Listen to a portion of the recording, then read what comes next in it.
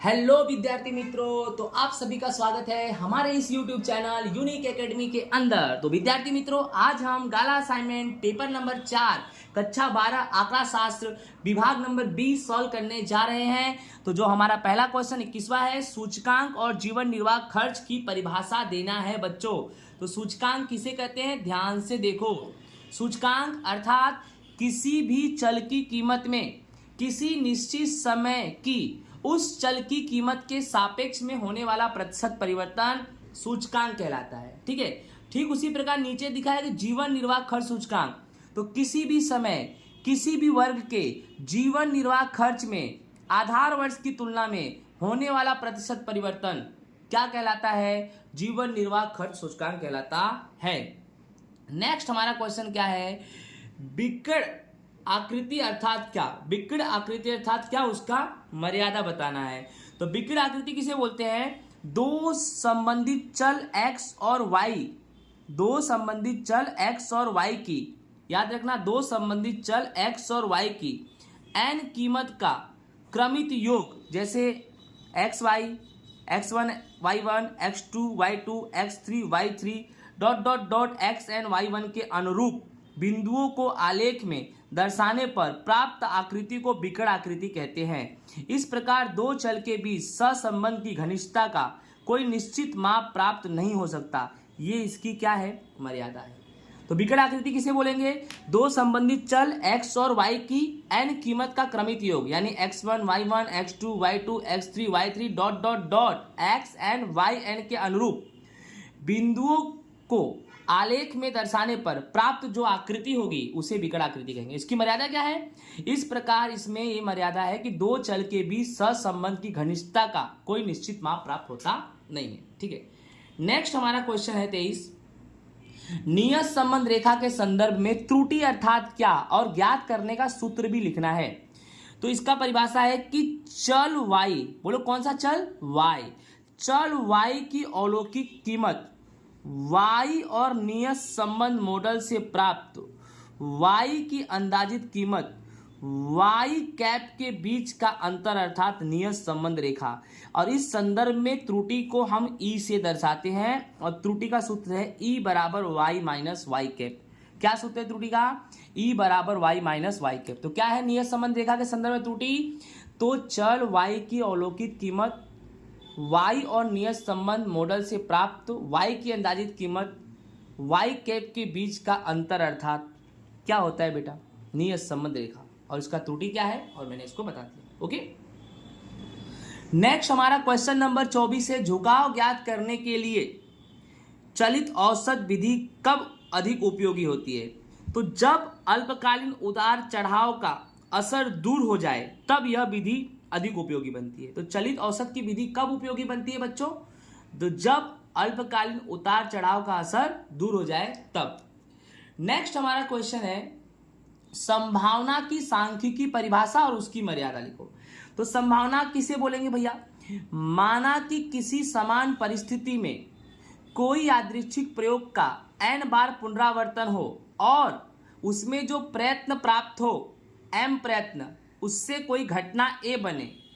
इस प्रकार P of A बराबर m बटे n, इस प्रकार P ऑफ A बराबर m बटे n को संभावना का सांख्यिकी परिभाषा कहेंगे। अर्थात बच्चों ऐसा है कि माना कि किसी समान परिस्थिति में आप कोई यादृच्छिक प्रयोग कर रहे हो और उसमें बार बार पुनरावर्तन कर रहे हो, और बार बार पुनरावर्तन करने पे जो परिणाम प्राप्त m हो रहा है उसी के अनुसार P ऑफ A बराबर m बटे n होता है। यही संभावना है। जैसे कि एक सिक्का आपके पास पड़ा है, अब एक सिक्के को आपको उछालना है और आपको हेड चाहिए। क्या चाहिए, हेड।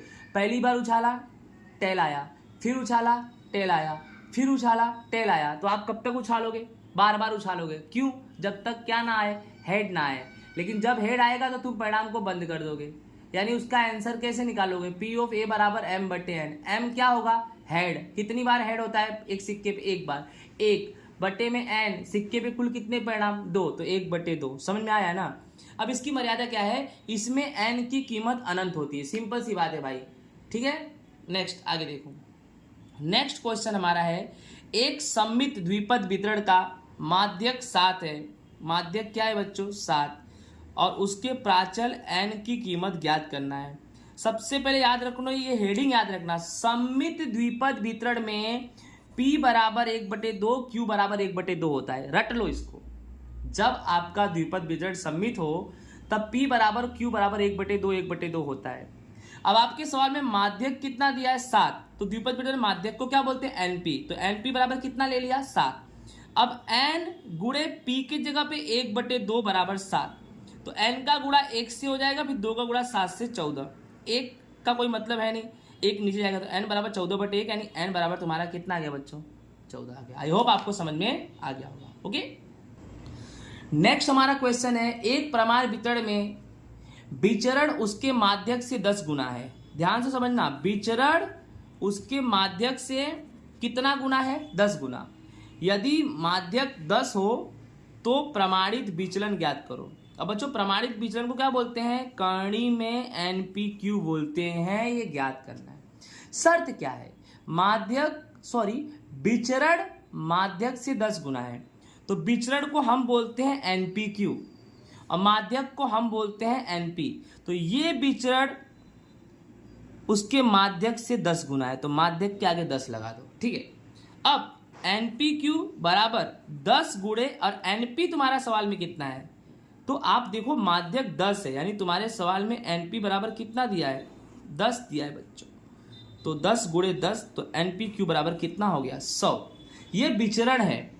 अब प्रमाणित विचलन का मतलब होता है NPQ को करणी में रख दो। किस में रख दो, करणी में। तो NPQ कितना है 100, तो 100 को करणी में रखो, 100 का करणी तोड़ेंगे तो कितना आएगा भाई 10 आएगा आंसर। ठीक है, ओके आगे देखते हैं।